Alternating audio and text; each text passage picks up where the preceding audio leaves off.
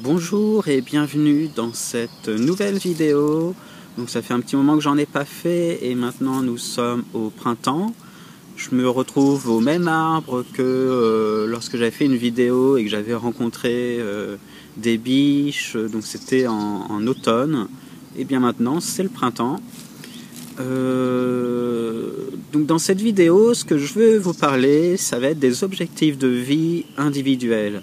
C'est-à-dire que chaque individu, quel va être son objectif ou ses objectifs à atteindre au cours de sa vie, voilà, quelle va être sa raison de vivre en quelque sorte. Et donc j'y ai réfléchi de manière généralisée, à partir bien sûr de moi, mais de façon un peu plus générale.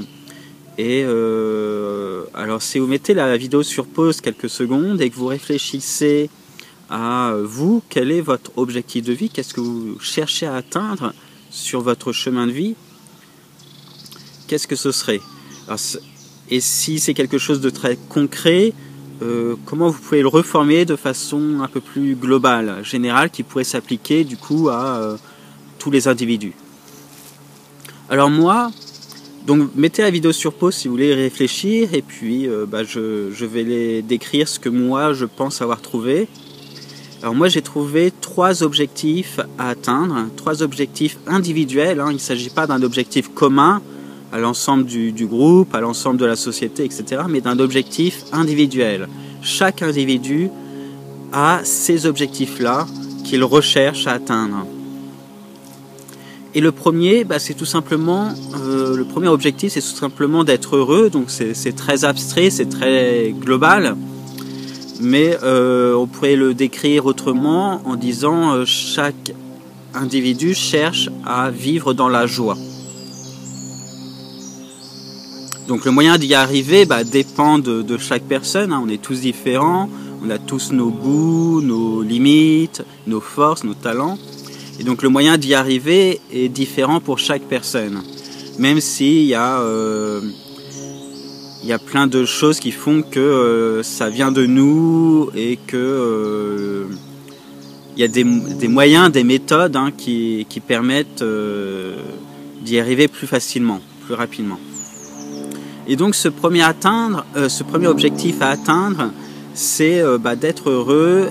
Et alors être heureux, c'est pas seulement se sentir bien, être joyeux et tout, ça va un peu plus loin que ça. C'est être capable de d'accueillir les difficultés. Il ne s'agit pas de vivre sans aucune difficulté du tout, mais quand il y a une difficulté qui arrive sur nous et qui est généralement pesante, et bien au lieu que ce soit pesant et que on arrive à faire la grimace, oh là là, j'ai une difficulté, comment je vais faire, et bien ça va être l'inverse, c'est cette difficulté, j'arrive et puis je vais l'accueillir et je vais la saisir comme une occasion, une expérience à faire pour me découvrir un peu plus, pour l'affronter en fait. Et donc, quand on arrive à ce stade-là, eh bien, une difficulté, elle va plus saper notre morale, et au contraire, on va rester joyeux, on va rester bien, peut-être fatigué, peut-être pas, mais notre mental, il se sentira heureux malgré tout. Et alors moi, j'ai une petite anecdote, par exemple, quand j'ai commencé, l'année dernière, j'avais commencé à éloigner la voiture et à utiliser le vélo. Et donc j'allais en gare à vélo et au bout d'une semaine on m'a volé mon vélo et donc je suis rentré à pied et bien ça, au lieu